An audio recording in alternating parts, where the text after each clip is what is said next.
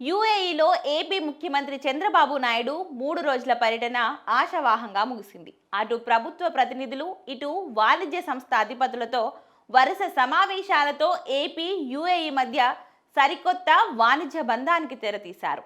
రాష్ట్రంలో పెట్టుబడులకు గల అవకాశాలను పరిశీలించాలని వారిని ఆహ్వానించారు. పర్యటన చివరి రోజు దుబాయ్లో చంద్రబాబు పలువురు యూఏఈ మంత్రులను, అక్కడ వాణిజ్య సంస్థల ప్రతినిధులతోనూ సమావేశమయ్యారు. ముందుగా యూఏఈ ఆర్థిక వ్యవహారాలు, పర్యాటక శాఖ మంత్రి అబ్దుల్లా బిన్ జోక్లాల్తో భేటీ అయ్యారు. యూఏఈ, ఆంధ్రప్రదేశ్ల మధ్య వాణిజ్య బంధాన్ని పెంపొందించే అంశంపైన లాజిస్టిక్స్, రవాణా, మౌలిక సదుపాయాల రంగాలలో పెట్టుబడుల గురించి ఇరువురు నేతలు చర్చించారు.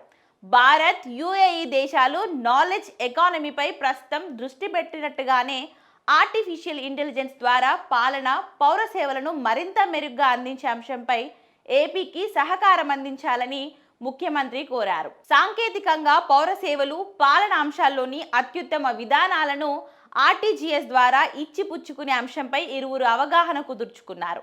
ఆర్టిఫిషియల్ ఇంటెలిజెన్స్లో కొత్త ఆవిష్కరణలు, స్టార్టప్లను ప్రోత్సహించేలా Ratan Tata innovation hub, Dubai silicon oasis మధ్య కొత్త భాగస్వామ్యాలను ఏర్పాటు చేసే అంశంపై రెండు ప్రభుత్వాలు ఒక ఒప్పందానికి వచ్చాయి.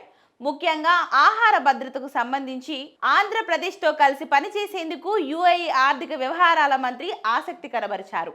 అదేవిధంగా యూఏఈ విదేశీ వాణిజ్య మంత్రి బారీ బిన్ అహ్మద్తోనూ ముఖ్యమంత్రి చంద్రబాబు తన బృందంతో కలిసి సమావేశమయ్యారు.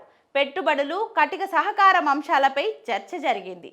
కాది బిన్ అహ్మద్ భారతదేశం, యూఏఈల మధ్య ఉన్న దీర్ఘకాలిక స్నేహబంధాన్ని ప్రస్తావిస్తూ రెండు దేశాల మధ్య వాణిజ్య, పెట్టుబడి సంబంధాలను మరింత బలోపేతం చేయాలనుకున్న ఆశాభావం వ్యక్తం చేశారు.